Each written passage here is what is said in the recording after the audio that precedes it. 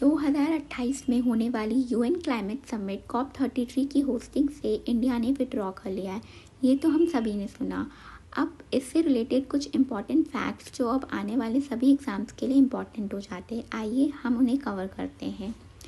अगर हम global level पे देखें तो 1979 में जेनेवा में फर्स्ट वर्ल्ड क्लाइमेट कॉन्फ्रेंस हुई थी, जहाँ पे क्लाइमेट चेंज को एज ग्लोबल इशू रिकॉग्नाइज किया गया था।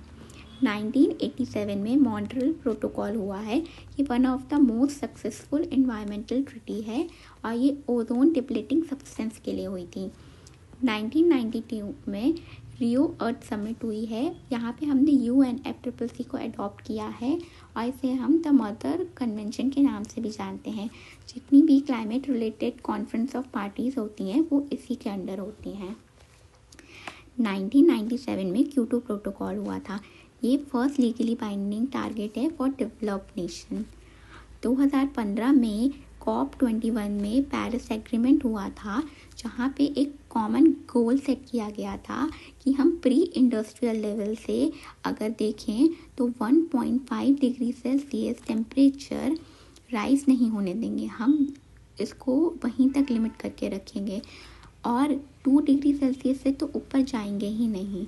तो यहाँ पे दो बातें हुई हैं कि हमको कोशिश करनी है, ये हमारी सेफ जोन है 1.5 डिग्री सेल्सियस, कि हमको इसके नीचे ही रहना है और हमको 2 डिग्री सेल्सियस के ऊपर नहीं जाना है प्री इंडस्ट्रियल लेवल से।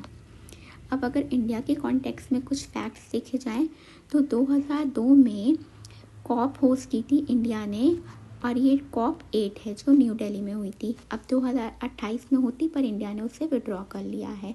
आप मुझे कमेंट सेक्शन में बताइए कि 2025, 2026, 2027 में कहाँ पे COP होने वाली है और कौन से नंबर की है। फर्स्ट ग्रीन बॉन्ड इंडिया ने 2015 में इशू किया था और इसे येस बैंक ने किया था। 2016 में सिक्किम को 100% ऑर्गेनिक स्टेट रिकॉग्नाइज कर दिया था और ये ग्लोबल लेवल पे हुआ है। 2021 में COP26 में PM मोदी ने पंचामृत फॉर्मूला दिया था। इसमें पहला फॉर्मूला ये है 500 गीगावाट कैपेसिटी। हमको नॉन फॉसिल एनर्जी के थ्रू अपनी एनर्जी को 500 गीगावाट रीच करना है बाय 2030। बट यहाँ पे ट्विस्ट ये है कि हमने ये 2025 में ही अचीव कर लिया है and it is one of the most important milestone कि हमने अपने टारगेट से 5 साल पहले ही अचीव कर लिया। Second, 50% renewable energy share. हमारी जितनी भी एनर्जी रिक्वायरमेंट है उसका जो 50% है वो हम सिर्फ रिन्यूएबल एनर्जी से ही पूरा करेंगे। कब तक? 2030 तक। 1 बिलियन टन रिडक्शन, मतलब हम जितना भी पॉल्यूशन करते हैं, कार्बन एमिशन करते हैं, हम उसमें से 1 बिलियन टन कम प्रोड्यूस करेंगे, उसको हम रिड्यूस कर देंगे 2030 तक।